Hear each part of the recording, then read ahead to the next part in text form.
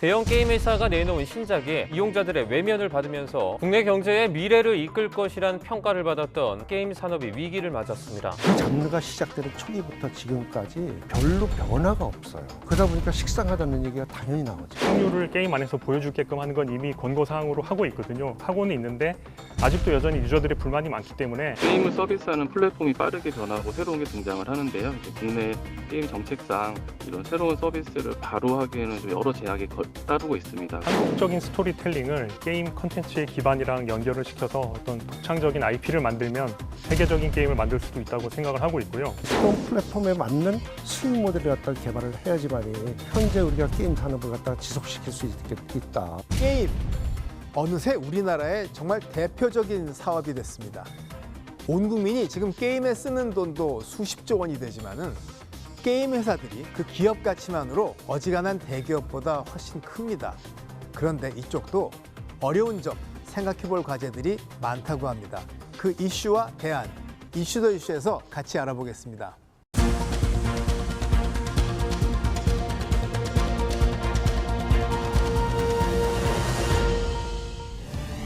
남들 안 하는 속 깊은 이야기를 해봅니다. 안녕하세요. 이슈 더 이슈 박찬입니다. 게임이 어느새 TV보다 훨씬 가까운 시대가 됐습니다. 그러다 보니 게임 회사들이 아주 어엿한 대기업들이 됐고 관련된 여러 사업들도 많죠. 그런데 이게 지금 뭐 몇 가지 문제가 있다. 또 이러다가 자칫 정체된다. 큰일 난다. 이런 우려도 있습니다. 그 자세한 내용 이흥주 한국게임학회 부회장, 백재성 게임 개발자 두 분 모시고 같이 얘기해 보겠습니다. 안녕하십니까? 네, 안녕하세요. 안녕하세요. 게임이 아이들 하는 이런 게 아니고 네. 지금 매출 시가총액이 어엿한 대기업이에요 지금. 네. 근데 잘 모르거든요. 네. 관련 매출, 시가총액 이런 게 어느 수준인지 좀 얘기를 해주세요. 조 단위가 이제 넘었어요. 매출이. 매출이요. 예, 조 단위 넘는 회사가 한 군데만 있는 것이 아니라 6군데 정도가 됩니다. 근데 게임 회사 매출은 네. 뭐 공장이 있는 것도 아니고 그렇죠. 원가 덜 드니까 마진이 엄청나니까 시가총액은 무시무시하겠군요. 그렇죠. 시가총액이 그래서 이제 주식값이 상당히 높지 않습니까? 그래서 재료비는 적게 드는 대신에 인건비하고 일반 관리비, 그다음에 개발비. 개발비하고 이제 개발비가 이제 거의 어떨 때는 이제 인건비하고 이제 다 들어가는 거니까 거기에다가 플러스 광고비. 네, 광고비가 많이 들어갑니다. 근데 이런 얘기 하더라고요. 우리 학생들은 아바타 봐도 감흥이 없대요. 게임 그래픽이 훌륭하고 뭐 사운드도 엄청나고 보니까 또 뭐 PC방도 관련 업종이고 게임 주변에 먹고 사는 사람이 많더군요, 보니까. 예, 상당히 많죠. 컴퓨터 그래픽도 있고 프로그램도 있고 거기 사운드도 있고 그다음에 뭐 거기 보면 이제 또 뭐 여러 가지 이제 효과음 같은 이제 이펙트 사운드 이펙트 그래픽 뭐 다 모든 것이 다 들어갑니다. 일단 영화하고 게임 화면하고 영화 화면을 보면은 어떤 게 더 만들기가 어렵습니다 하면 저는 그래요. 게임이 훨씬 더 어렵죠. 영화는 있는 거 찍잖아요.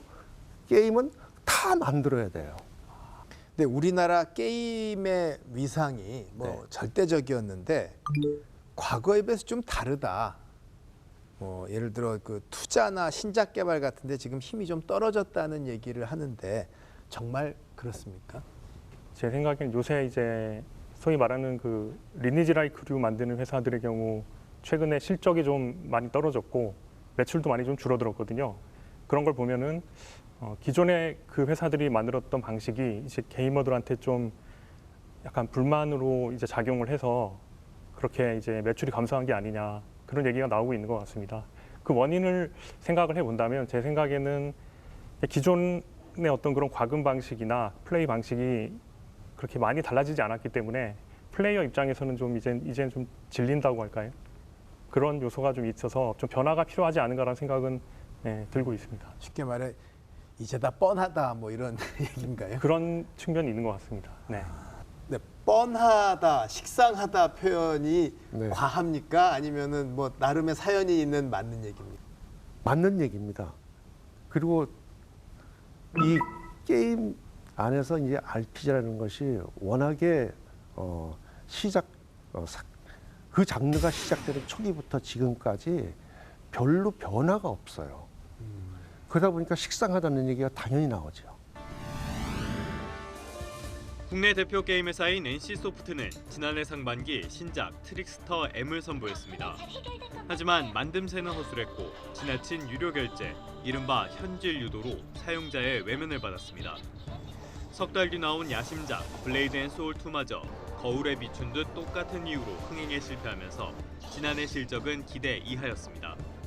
부진에 빠진 건 NC소프트만이 아닙니다. 국내 10대 게임사의 지난해 매출액은 12조 5,200억 원으로 1년 전보다 소폭 늘었지만 수익성이 나빠지면서 영업이익은 26%나 감소했습니다. 10대 게임사 가운데 실적이 개선된 곳은 카카오게임즈 등 3곳뿐입니다. 대형사들의 그 신작들이 흥행한 게 이제 좀 상당히 제한적이었다 이렇게 보여지고요. 재작년도가 이제 코비드로 인한 일시적인 게임 소비 증가로 업황이 좋았었는데 구조적으로 보고 작년 연초에 대거 이제 인건비를 인상시켰던 부분들이 새 정부 출범도 게임 업계에 긴장감을 불어넣는 분위기입니다. 윤석열 당선인의 게임 관련 공약은 확률형 아이템 정보의 완전 공개 의무화와 이를 감시할 권익보호위원회 설치 등인데 대체로 게임 산업 육성보단 이용자 친화 정책에 초점이 맞춰져 있기 때문입니다. 게임 정책의 핵심은 게이머가 우선이고 지금까지 게임 이용자에게 가해졌던 이 불공정 문제를 완전히 해소하겠습니다. 자, 그러면 그래서 우리가 이게 중국에 밀리는 거 아니냐 이런 얘기를 합니다. 뭐가 밀린다는 얘기입니까, 이게? 2000년대 초반 한 2005년도 정도까지는 2023년도 5년까지는 저희들이 중국에 나가서 중국 사람들을 데리고 저희 국산 게임을 현지화를 시켰어요. 그 현지화를 시키는 과정에서 중국 애들이 많이 배웠죠, 이제 저희들한테. 그리고 그 이후부터는 이제 중국 애들이 스스로 대기업들, 중국에 있는 뭐 텐센트니 이런 회사들을 그 텐센트 아래에 있는 그 자회사들을 이제 제조회사 개발사들을 자기네들이 키운 거죠. 그 키워서 자체적으로 중국에다가 이렇게 배포하는 게임들을 만들어서 그걸 또 계속 업그레이드 시키고 저희들이 하는 방식을 그대로 따라서 했어요. 그래서 지금은 자체 개발품을 만들어서 저희 나라의 게임 시장에 중국산 게임이 10위권 안에는 항상 서너 개가 들어가요. 20위권 안에는 연 한 5년 정도를 거의 한 6가지가 들어갑니다. 게임이. 그러니까 중국 회사에 중국은 우리나라보다 시장이 뭐 어마어마하게 크지 않습니까? 그게 이제 걔네들은 무기예요. 그 시장을 무기로 전 세계 게임 시장 중에서 미국 다음이에요. 얼마 있으면 미국도 따라잡을 것 같아요. 근데 우리나라 게임들이 히트작 나오면 서로 베끼고 뭐 비슷하고 식상해지고 뻔하다. 근데 우리한테 배운 중국은 쑥쑥 큰다. 중국 거는 우리에 비해 특별합니까? 근데 과거에는 이제 질적인 것보다는 양적으로 좀 승부를 걸었는데 요새는 그 중국 게임이 질적으로도 꽤 많이 발달이 되어 있는 것 같아요. 우리보다 우월한가요? 그런 게임들도 이제 나오기 시작했거든요. 그래서 뭐 그런 측면이 있고 또 이제 가장 유명한 게임 중에 하나가 LOL인데 LOL을 갖고 있는 게 또 텐센트거든요. 그리고 뭐 모바일 게임 같은 경우에는 뭐 슈퍼셀 같은 회사가 굉장히 잘 만드는데 핀란드의 회사거든요. 근데 그 회사를 텐센트가 통째로 인수했었어요. 그러니까 이제 굉장히 훌륭한 게임을 만드는 게임 회사들을 아예 통째로 인수하는 전략을 짜니까 엄청나게 이제 성장을 하게 되는 거거든요. 그리고 또 중국은 내수 시장만 해도 굉장히 크기 때문에 그 내수 시장으로 번 돈을 다시 또 인수합병에 투자해서 전 세계 그 유명한 개발사들을 다 인수를 하고 있기 때문에 우리나라의 그 배틀그라운드 만든 회사도 텐센트가 꽤 많은 지분을 가지고 있고요. 또 미국의 가장 유명한 회사 중에 에픽이라는 회사가 있거든요. 그 회사도 텐센트가 이제 인수를 하려고 했었는데 미국 정부에서 그 규제를 해서 이제 인수를 못했던 사례가 있거든요. 그러니까 이제 자금의 어떤 양적인 그 거대함으로 이제 중국은 그런 인수합병을 하고 있기 때문에 무서움이 좀 있는 것 같습니다. 아니 그러면은 그 막강한 거대한 사용자 기반을 중심으로 거기다가 몇몇 대기업의 돈이 듬뿍 몰린 상태에서 기술 기업들까지 인수하고 해서 힘이 세지면 이건 가속화될 거 아니야 앞으로. 점점 그렇게 성장하고 있는 것 같습니다. 그럼 우리가 그냥 그 대등하게 맞서는 건 쉽지는 않겠군요. 쉽지는 않은데 이제 한국은 또 한국만의 장점이 있거든요. 어떤? 이제 예를 들면 뭐 한국 같은 경우는 이미 영화나 뭐 음악이나 뭐 소위 말하는 K-팝 쪽도 그렇고 어떤 창의적인 스토리텔링의 힘을 갖고 있거든요. 그래서 제 생각엔 그런 어떤 창의성을 게임 쪽에 접목을 시키면 굉장히 시너지를 발휘할 것 같은데 제 경험상 이상하게 게임 쪽은 그런 창의적인 컨텐츠랑 이 접목이 잘 안 되어 왔던 것 같아요. 지금까지. 아직까지. 예. 근데 그런 것들이 앞으로 좀 일어나게 된다면 어떻게 보면 굉장히 강력한 또 한국만의 게임 콘텐츠가 나올 수 있을 것 같거든요. 이 중국이 정말 인구가 많다 보니까 뭐 게임에서 비중이 클 수밖에 없습니다. 뭐 스마일 게이트 같은 경우는 사실 중국 갖고 큰 거 아니에요. 근데 지금 우리나라 게임사들의 중국에 대한 의존도가 어느 정도입니까? 데이터 상으로다 이렇게 우리가 기억하고 있는 것은 중국 의존도가 뭐 회사마다는 다르지만 매출에 뭐 작게는 뭐 안 하는 사람들은 뭐 그렇지만 중국에다 수출을 하는 사람들 입장에서 봤을 때는 그것이 거의 뭐 30%에서 뭐 60%, 70%까지도 갑니다. 70까지 가는 경우도 70까지 가는 회사들이 있어요. 자, 그러면 중국에 대한 의존도가 그렇게 높으면 중국이 가만히 있을 리가 없지 않습니까? 자기네 시장 그냥 열어주진 않죠. 그게 이른바 판호 발급 문제인데 이게 지금 어떻게 되고 있습니까? 한때 뭐 된다 안 된다 말이 있던데. 중국이 이제 판호를 갖다 금지시킨 것은 겉으로 이렇게 나타나는 것은 사드 배치를 이제 불허하는 이제 그것이 이제 겉으로다가 표현됐던 것이 노출이 됐던 것이고 실질적으로는 이제 게임 쪽에서 일을 하는 사람들이 이제 중국을 이렇게 바라보면서 저 같은 사람들이 바라보기에는 중국이 한국 게임을 따라잡기 위해서 당분간은 한국 게임을 수입하지 말고 한국 게임만큼 실력을 길러라 하는 그걸로 다 이제 저 같은 경우는 이제 받아들이고 그렇게 얘기를 하고 있습니다. 그럼 사드 배치 논란이 없었어도 판호 발급 막고 이렇게 규제하는 건 있었을 것 같다는 게 부회장님 생각이군요. 네.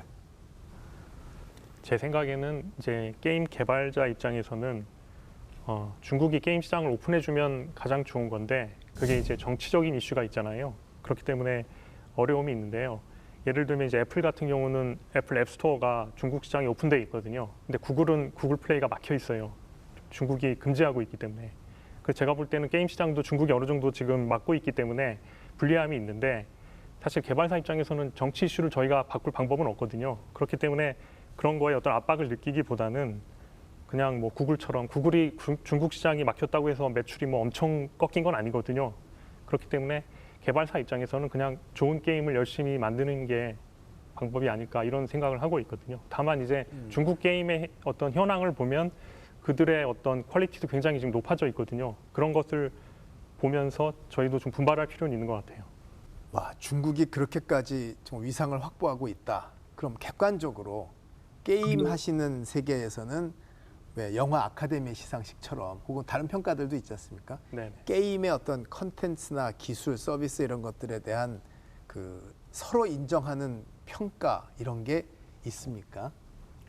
뭐 메타크리틱이라고 해서 그런 이제 게임을 평가하는 그 웹사이트가 있거든요. 이제 그런 웹사이트에서 평점이 나오기도 하는데 그런 게 하나의 어떤 말씀하신 평가 어떤 사이트의 하나고 그 외에 이제 소위 말하는 게임 오브 더 이어라고 해서 이제 GOTY, 고티라고 하는 어떤 그런 시상 개념이 있거든요. 네. 근데 아직 우리나라 게임이 고티에서 이렇게 상을 받거나 한 적은 아직은 없는 상황이니까 예, 그런 측면에서는 좀 더 발전을 해야 될 여지가 있는 것 같습니다.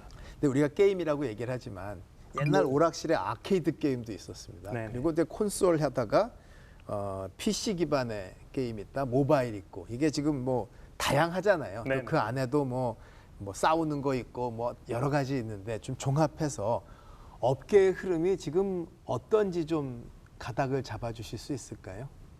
업계의 흐름이라면 그게 나라마다 조금씩 성격이 좀 다른 것 같아요. 예를 들면 뭐 미국 같은 경우는 이제 워낙이 다양하기 때문에 그 모바일, PC, 콘솔 그 세 가지 시장이 다 활성화돼 있고 개발도 열심히 일어나고 있는 것으로 알고 있고요.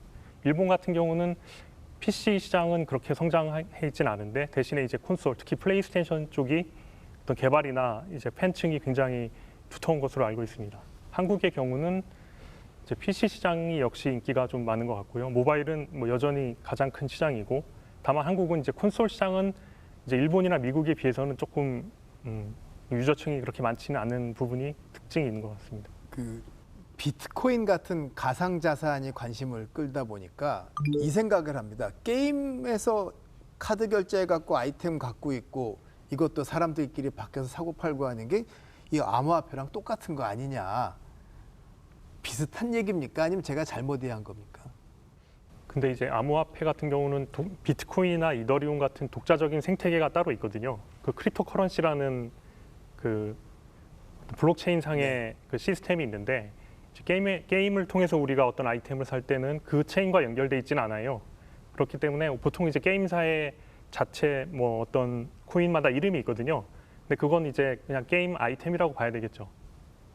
게임 내의 어떤 뭐 소위 말하는 잼이라고도 많이 하거든요.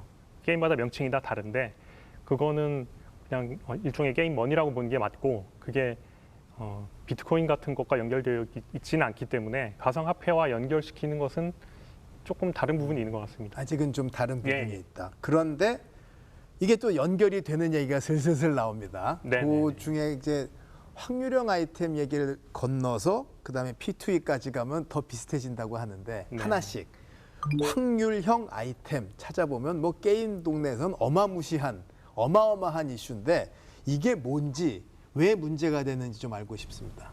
보통 이제 게임에서는, 그러니까 게임을 우리가 즐기다가 어떤 좀 강력한 아이템을 얻고 싶을 때 소위 말하는 과금을 하거든요. 과금을 하는데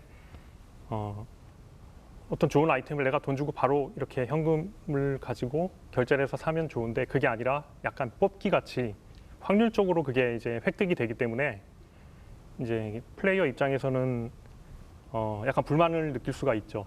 내 돈 내는데 복불복이란 얘기예요? 네네. 그거 너무한 거 아닙니까? 근데 이게 약간 심리적인 게 작용을 하기 때문에 내가 뽑기에서 어쩔 땐 꽝이 되는데 어쩔 때 좋은 아이템이 탁 걸리면 거기서 느끼는 또 짜릿함이 있거든요. 그렇기 때문에 그게 약간 중독성이 있어요. 그래서 벗어나지를 못하는 건데, 그런 게 이제 나중에 좀 누적이 되면 어느새 나도 모르게 굉장히 많은 돈을 쓰게 되는 상황이 많이 일어나거든요. 그러면 도박에 가까운데 이걸 허용하면 안 되는 거 아닌가요? 그게 좀 나라마다 다른데 이제 그건 이제 약간 사행성으로 보고 그게 심할 경우에는 이제 규제하는 나라도 있습니다. 우리는?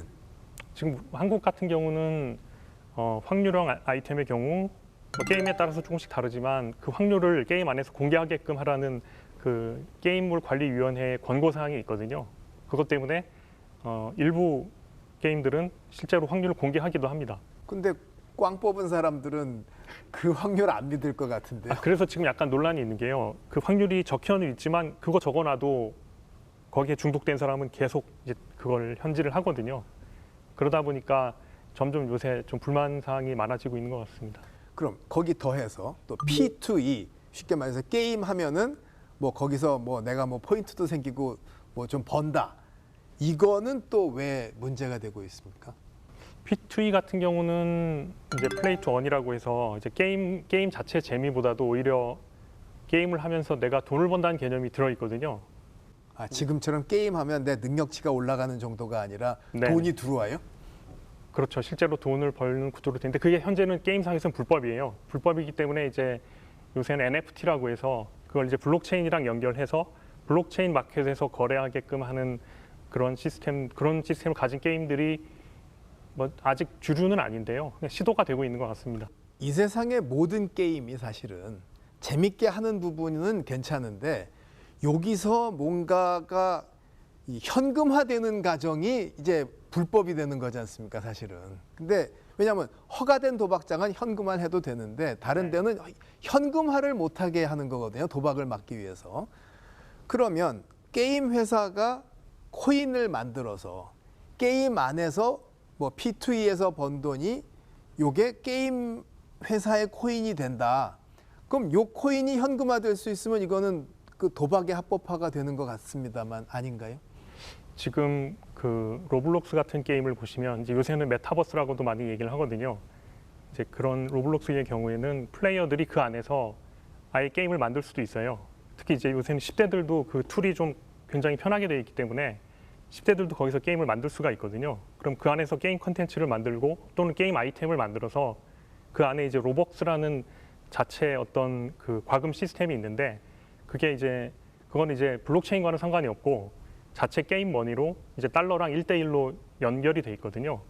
그래서 예를 들면 내가 어떤 로블록스 안에서 친구들이랑 같이 게임을 즐기다가 친구들이랑 재미나게 생긴 자동차를 만들어서 바퀴 4개 붙이고 제가 만들어서 아주 특이하고 재밌는 모양을 만들어서 그거를 그 로블록스 마켓에 올릴 수가 있어요. 그건 이제 불법이 아닌 거죠. 왜냐하면 자체 생태계가 갖춰져 있고 그 로벅스라는 그 게임 머니랑 연결이 돼 있기 때문에 누구든지 그 안에서 자기가 재밌는 것을 만들 수 있으면 그걸 팔 수가 있어요. 그럼 다른 플레이어는 그 차를 사서 나도 그걸 타고 다니면서 또 게임을 즐기는 거예요. 근데 이런 경우는 사행성 요소가 없고 오히려 창의적인 어떤 10대들의 어떤 어떻게 보면 뭐 지능 개발도 될 수 있고 그래서 이런 건 좀 건설적인 방향의 P2E가 될 수도 있다고 보거든요. 그래서 이제 P2E가 과연 사행성이냐 아니면은 뭐 정말 좋은 면도 있냐를 보면 제가 볼 때는 만들기에 따라 다르다는 거예요. 다만 로블록스의 경우는 그거를 굉장히 재밌는 문화로 지금 어느 정도 성공을 해서 성과를 내고 있는 상태고요. 그래서 제 생각엔 한국도 만약에 P2E 게임을 만든다면 로블록스 같은 케이스를 보고 어느 정도 벤치마크를 할 필요가 있지 않을까 생각을 하고 있습니다. 게임이 뭐 공부에 방해되고 몸과 마음에 안 좋고 해서 이거를 규제를 해야 된다. 실제로 그래서 뭐 중독 얘기도 있었고 지금 규제가 많았었는데 네. 어떻게 보십니까? 근데 뭐 제 생각에는 사람들이 즐기는 미디어라는 게 게임만 있는 게 아니고 뭐 이를테면 영화도 있고 책도 있는데 책이나 영화도 빠져들면 또 한없이 빠져들 수 있는 거잖아요. 근데 이제 게임만 가지고 유독히 그렇게 이제 비판을 하는 이유는 이게 자기가 직접 개입해서 플레이를 하다 보니까 좀 더 빠져드는 측면은 있거든요. 근데 그것 때문에 뭐 소위 말하는 유해물처럼 취급을 하고 이런 것은 좀 약간 시대착오적인 게 아닌가 이런 생각이 저는 들거든요. 근데 WHO에서 뭐 거의 네. 질병 코드 주고 해서 우리나라도 네. 지금 뭐 이거 큰일 난다고 했는데 그분들은 틀렸나요? 뭐 이제 학부모님들 같은 경우는 걱정하는 부분이 있을 수 있는데 제 생각에는 그렇다고 애들한테 이제 게임을 무조건 못하게 막는 것보다는 애가 어떤 게임을 하는지 보고 게임도 종류가 굉장히 많거든요. 그래서 약간 교육적인 측면이 강한 게임들도 있고 그런 것이 있기 때문에 제 생각엔 어떤 지능 개발 면에서나 그런 좀 권장할 만한 게임들을 부모님도 같이 살펴봐서 게임 하는 거를 같이 즐겨주면 어떨까 살펴봐주고 그런 게 오히려 더 저는 바람직한 것 같거든요. 게임이 해롭다는 주장에 과장도 있고 좀 여러 가지 생각할 점이 있다. 좋은 게임도 많다. 근데 네. 좋은 게임 하는 게 대표적인 게 G러닝입니다. 게임 갖고 공부하고 뭐 실습도 네. 하고 더 나아가서는 요새 디지털 치료제라고 그러죠. 게임 기반으로 이렇게 뭐 심신 건강도 개선하고 하거든요. 그런데 또 그쪽 성과를 보면 그 언론에 나오는 것만큼 정말 성과가 있는지 좀 의문이기도 하고 어떻게 보세요? 과장은 없나요? 게임을 통한 힐링 같은 것을 만드는 이제 애플리케이션 개발사들이 있다고 들었는데 아직 아주 뭐 큰 성과를 내고 있는 건 아니지만 어떤 뭐 특수한 어떤 뭐 예를 들면은 뭐 정신적으로 어떤 뭐 예를 들면 고소공포증이라고 하잖아요. 높은 데 가는 거 무서워하는 사람한테는 이제 VR 기기 같은 걸 통해서 고층 건물을 걷게 해서 치료를 한다거나 그런 이제 특수한 어떤 부분에 대한 치료 게임이나 또는 치료 어떤 애플리케이션들은 있거든요. 그렇기 때문에 어떤 약간의 어떤 성과들은 있는 것 같아요. 그게 아직 주류로 올라오진 않았지만 그런 다양한 시도들은 제가 볼 때는 바람직한 것 같거든요. G러닝은 왜 잘 안 되고 있습니까? G러닝이라는 것은 게임 갖고 공부하기. 뭐 그게 제 생각에는 소위 요새 메타버스라고 말하는 어떤 그런 플랫폼이 있는데 아직은 디바이스가 성숙되지 않은 문제도 있는 것 같고요. 그리고 해상도가 일단 어떤 디바이스를 썼을 때 세밀하게 나와야 되는데 아직은 좀 부족한 부분이 있거든요. 근데 요새 이제 애플의 비전 프로 같은 게 발표가 됐어요. 그런 디바이스들이 만약에 대중화된다면 G러닝이나 이런 것도 아마 굉장히 큰 물살을 타지 않을까 그런 생각을 해봤습니다. 네, 모든 뭐 세상의 규제가 다 그렇듯이 기준이 모호하거나 또 실행 과정에서 좀 약간의 문제가 생기면은 신뢰 자체를 잃는 경우가 있습니다. 지금 게임물 관리 쪽이 사실 좀 그런데 댓글 반응을 저희가 한번 보겠습니다. 어느 날 갑자기 심의비를 받더니 막 칼을 휘두른다. 이 게임 해석 뛰어난 전문가들이 들어가야 하는 거 아니냐.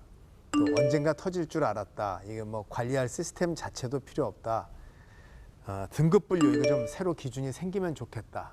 뭐 이런 얘기들입니다. 또 어떤 뭐 게임이 뭐 쏘아 올린 뭐 문제란 얘기도 있는데 자, 왜 이런 불만이 나올까요? 제 생각에는 개관위 쪽에서도 약간 좀 개선할 부분이 있는 것 같은데요. 게임 관리하는 곳. 네네.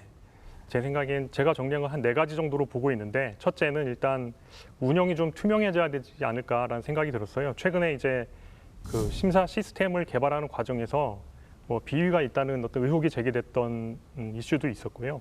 그런 경우를 보면 전산 시스템을 가지고 심사를 하게 되는데 거기서 그런 문제가 있었기 때문에 제 생각에는 좀 감사 같은 거를 좀 강화해서 어떤 시스템 개발도 진행돼야 될 것 같고요. 또 문제는 그 개관위에서 좀 개발사랑 소통을 좀 해주셨으면 좋겠어요.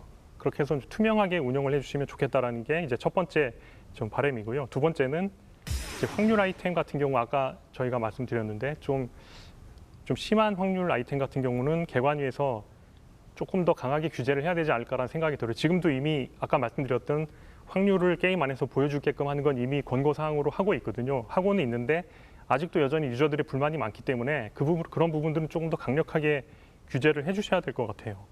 또 이제 심의 비용이라는 게 있거든요. 이게 세 번째인데 심의 비용이 저 같은 인디 개발사나 뭐 개인 개발자 같은 경우에는 좀 부담이 많이 돼요. 그래서 예를 들면은 특정 플랫폼으로 이제 내가 게임을 출시할 경우에 한 4가지 콘솔로 출시를 할 경우로 계산을 해보면 심의 비용이 한 190만 원 되거든요. 근데 190만 원이라는 그 돈이 대형 개발사한테는 아무것도 아닌 작은 돈인데 인디 개발팀이나 아니면 뭐 대학생들도 요새 개발을 많이 하려고 하는데 그 정도 돈이면 굉장히 부담이 되거든요. 그래서 제 생각에는 이런 심의 비용을 조금 줄여주시는 게 어떨까. 그래서 예를 들면 차등 부과 같은 것도 방법인 것 같아요. 그래서 매출액이나 이런 걸로 뭐 1년 매출이 얼마 안 되면 1억 원 이하면 아예 그냥 면제를 해주거나 아니면 몇만 원 수준으로 좀 줄여주시면 좋겠고요. 그래야 영세 개발사들이 어떤 참신한 게임을 만들려고 시도를 하지 않겠습니까? 그런 부분이 좀 있으면 좋겠고. 그러니까 뭐 지원금 준다, 뭐 네네. 공모전 한다 하지 말고 차라리 네네. 이런 현실적인 거에 맞습니다. 풀어주는 게 낫다 이 말씀이군요. 근데 누구도 이런 것에 목소리를 내지 않고 있고 특히 개발사들은 그 영세 개발사들은 힘이 없기 때문에 아무런 또 어떤 요청을 못 하고 있는 상황이거든요. 근데 제가 그런 분들을 전 자주 만나니까 인디 개발자분들을 만나보면 굉장히 힘들어해요. 이런 부분들을. 예, 근데 그래서 이제 좀 그런 걸 낮춰주면 어떨까, 완화를 해주시면 심의 비용을 그런 생각이 좀 들었습니다. 지금 말씀을 듣고 보니까 이제 그 심의의 문제가 심의 시스템 문제나 어떤 그 뭐 비용 받고 이런 이른바 운영의 문제가 있고 심의 내용의 문제가 있을 거예요. 아마 두 개를 좀 나눠서 한번 얘기를 해보죠. 먼저 심의 시스템의 문제, 또 심의 비용의 문제는 뭐 백 대표님 다 말씀을 주셨고 내용을 한번 볼까요? 그 게임 내용에 대한 심사를 하지 않습니까? 이게 뭐 영등위에서 영화 심사하는 거랑 좀 비슷한 것 같은데 누가 어떻게 하고 있습니까? 우선 이제 심의 등급 분류를 이제 등급 분류하는 이제 등급 분류 기관이 3종류가 있습니다. 첫 번째로 이제 기관이라고 얘기하는 이제 게임을 관리위원회가 있고요. 그 다음에 이제 민간 기관이면서 이제 마찬가지로 하는 게임 콘텐츠 등급 분류위원회가 있어요. 그 다음에 자체 등급 분류 기관이 있습니다. 뭐 나름대로는 등급 분류하는 위원들이 게임을 관리위원회도 9명인가 그렇게 알고 있어요. 그리고 게임 콘텐츠 등급 분류위원회는 7명 등급 분류하는 위원들이 심의위원들이요. 각 분야에 계신 분들입니다. 뭐 어린이 관련된 학생들 관련된 이런 그 시민 단체 뭐 이런 데서 추천해서 오는 이제 전문가 그런 사람들은 이제 게임에 대한 것은 전문가가 아니더라도 게임을 내용을 보면 저건 애들과 하기에는 너무 안 좋을 것 같다. 그럴 때는 그 사람들은 그냥 신청을 전체 이용가로 다 하는데 안 돼, 저건 전체 이용가 안 돼. 이렇게 거부할 수도 있는 거죠. 근데 아까 댓글에도 보면 게임 잘 모르는 사람이 들어가서 해서 못 믿겠다 이런 반응이 사실 있었습니다. 뭐 몇몇 그 보도된 사례도 이 사람이 뭘 안다고 이런 거 있었거든요. 어떻게 개선해야 됩니까? 뭐 100% 완벽하게 될 수는 없겠죠. 근데 내용을 게임에 대한 스토리도 알고 내용을 좀 알면은 게임에 대한 이해를 하는데 그거에 대한 부분은 그 이제 사전에 이제 전문위원들이 이제 다 검토하고 그러는데 그 사람들이 얼마만큼 이야기를 상세하게 설명을 해주느냐에 따라서도 좀 등급이 뭐 왔다 갔다 할 수도 있어요. 아닌 게 아니라.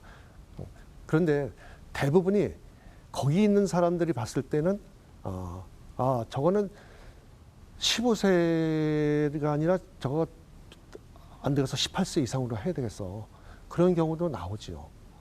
근데 그런 부분들을 갖다가 물론 저기에 이제 댓글에 나온 저 사람도 제3자가 보기에는 자기네들 게임이니까 저렇게 주장하는 거 아니야? 이렇게 얘기할 수도 있다 이거예요. 예, 근데 이제 개발사 입장에서는요, 그 아까 개관위에 이제 바라는 개선점 4가지랑 비슷한 4번째 거랑 비슷한 것 같은데 과도한 검열을 좀 완화해 주셨으면 하는 부분이 있거든요.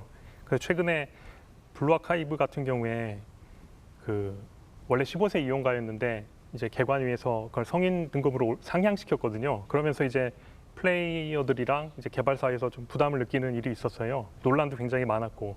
근데 그 부분을 살펴보니까 이제 미국의 경우는 지금 블루아카이브가 15세 이용가고 일본에서는 전체 이용가로 돼 있거든요. 근데 한국에서만 그걸 이제 성인 등급으로 한 이유가 뭐냐고 이제 그 게임 팬들 입장에서는 굉장히 지금 좀 불만이 많은 상태예요. 근데 그 내용을 보면 이제 한국 같은 경우 특히 그 검열 기준이 크게 여러 가지가 있는데 그 중에 이제 폭력성, 선정성, 언어, 약물, 사행성을 이제 크게 5가지로 보는데 그 외에도 물론 몇 가지 더 있지만 그 와중에 이제 선정성 부분에 대해서 한국의 어떤 기준이 굉장히 높다는 게 이제 플레이어들의 불만이에요.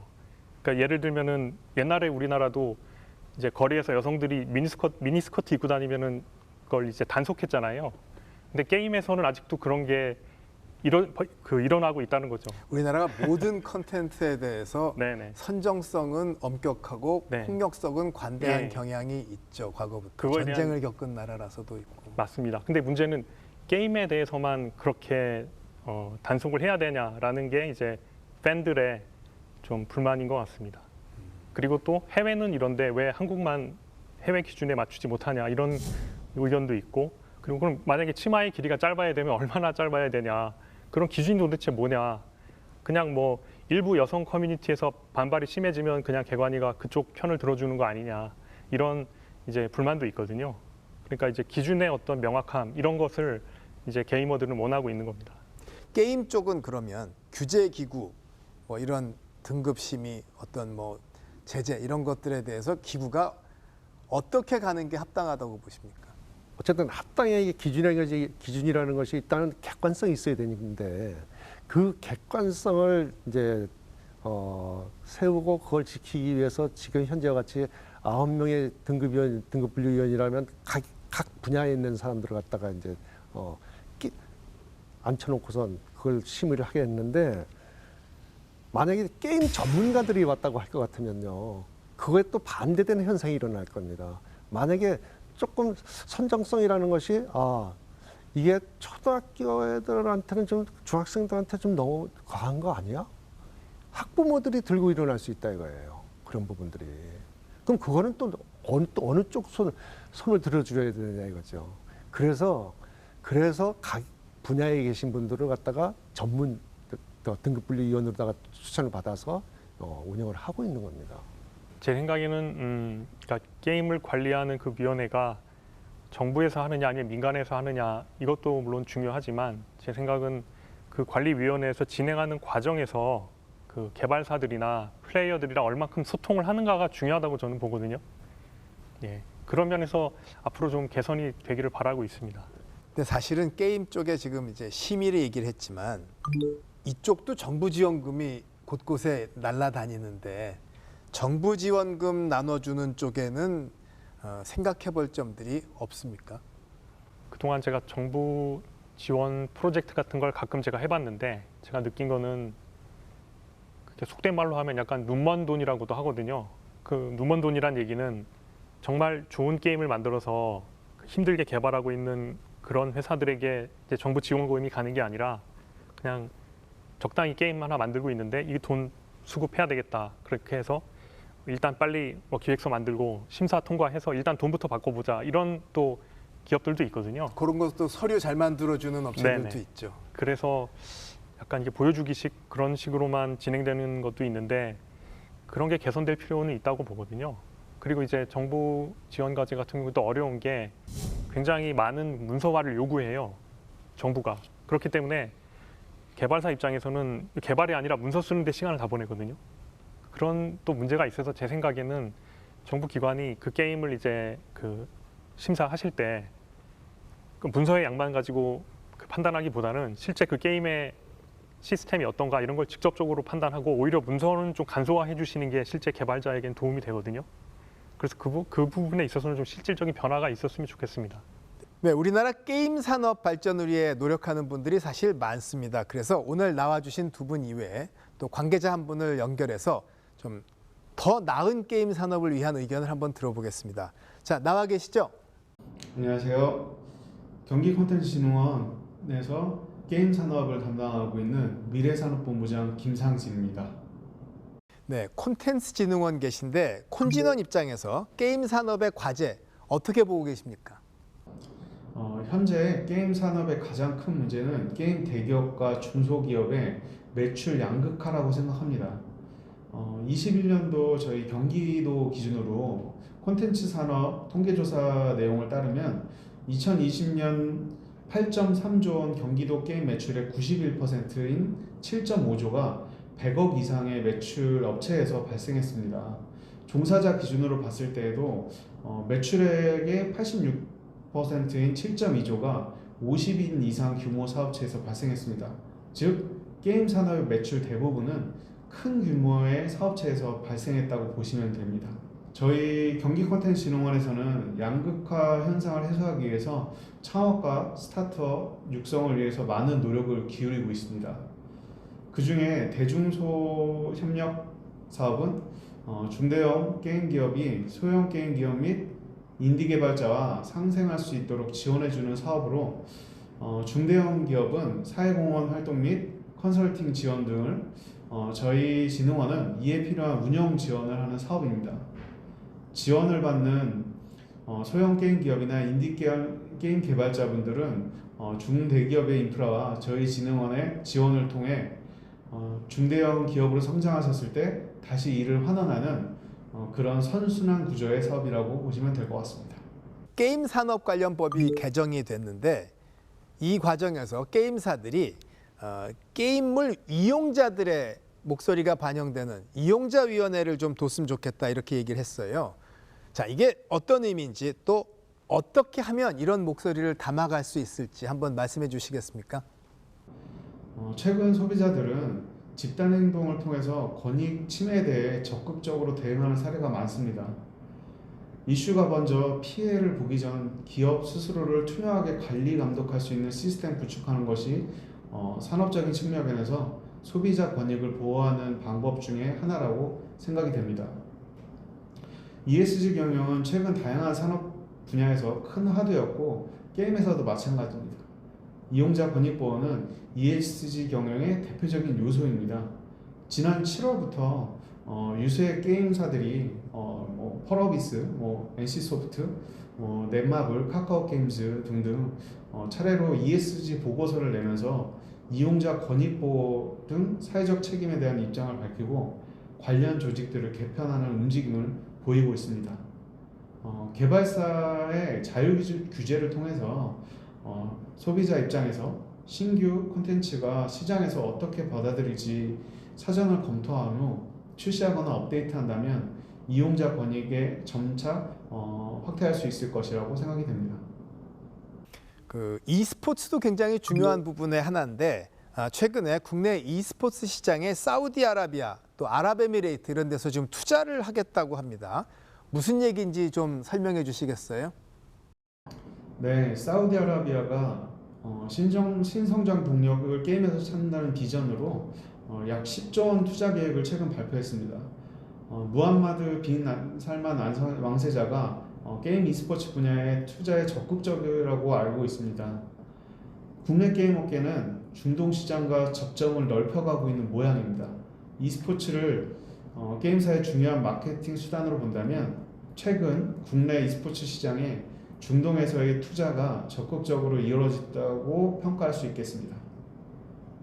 네, 말씀 잘 들었습니다. 오늘 고맙습니다. 자, e스포츠 이게 사실 또 우리가 PC나 모바일하고 갖고 개인들이 하는 게임이랑 어떻게 보면 좀 다른 세계인데 이게 어떤 점에서 중요한지 좀 먼저 말씀을 해주시겠어요? 경쟁을 하는 구도가 이제 게임의 특징이죠. 네, 그 부분에서부터 이제 게임이 이제 이 스포츠 경쟁을 하면서 경주를 하고 시합을 하는 거죠. 그래서 이제 이 스포츠라는 이제 말이 이제 붙게 됐는데 초기에는 이제 회사들도 이 스포츠 쪽에다 투자를 했었었는데 이제는 투자하는 회사가 없죠. 이제는요. 그래서 결국은 뭐냐? 이 스포츠라고 하는 것은 게임을 갖다가 이렇게 그야말로 게임의 흥행을 갖다가 도와줄 수 있는 스포츠는 맞다 이거예요. 이 스포츠가 그런 종목은 맞는데 게임 회사들이 투자를 해서 이걸 갖다가 한다. 그거는 좀 거리가 좀 있다 해서 게임 회사들이 관심이 많았다가 이제 다 떨어져 있는 상황이고 이 스포츠는 게임에는 반드시 필요한 부분들입니다. 네, 사우디 왕자가 무슨 뭐 게임에 관심이 있어서 투자를 하고 특히 이제 그 e스포츠에 관심이 있고 이런 거는 사실 좀 활용할 부분이 있긴 한 것 같은데 왜냐하면 세계가 이제 관심을 갖는 거니까 구체적인 전략이 어떻게 될까요? 제가 자료를 좀 살펴보니까 2022년 하반기에 이제 컨텐츠 산업 수출액을 보면요. 그 전체 분야에서 게임이 53억 달러를 차지했거든요. 이게 전체의 60%를 넘는 비중을 차지했어요. 그러니까 나머지 음반이나 영화, 애니, 출판 다 합쳐도 게임보다 작았다는 거거든요. 콘텐츠 산업이라는 네네. 걸 범위를 놓고 볼 때 네네. 압도적이죠. 그럼. 우리가 소위 말하는 K-팝 이런 것까지 다 합쳐도 게임이 훨씬 더 그보다도 큰 비중을 차지하고 있기 때문에 결국은 사우디 왕세자가 온 이유는 돈이 되기 때문인 거죠. 다른 어떤 분야보다도 한국이 게임 쪽에서 큰 매출을 내고 있기 때문에 돈 냄새를 맡고 온 게 아닐까.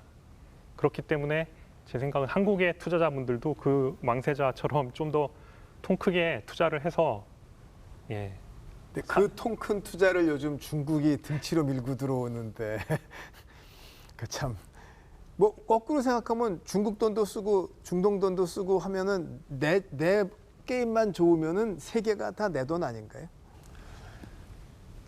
사우디 왕자가 그냥 투자는 안 했을 거 아니에요, 그렇죠? 분명히 돈이 되니까 이제 투자를 하는 거거든요, 투자는.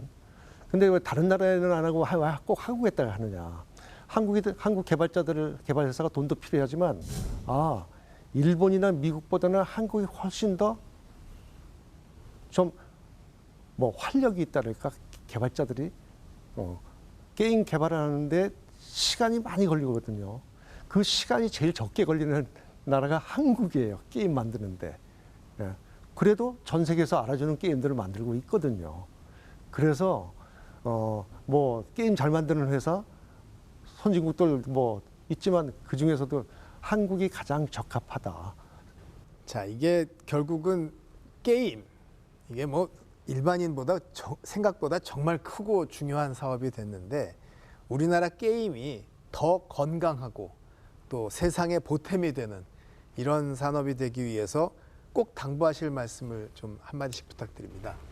예, 제 생각에는 아까도 말씀드렸지만 한국은 어떤 K컬처라는 그런 창의적인 에너지가 있거든요. 그래서 한국적인 스토리텔링을 게임 컨텐츠의 기반이랑 연결을 시켜서 어떤 독창적인 IP를 만들면 굉장히 좋은 게임, 세계적인 게임을 만들 수도 있다고 생각을 하고 있고요. 그러기 위해서는 그런 좋은 아이디어를 가진 창작자들을 그들이 꿈을 펼칠 수 있게 이제 기업가들이 키워주는 일종의 기업가 정신이 필요한 것 같습니다.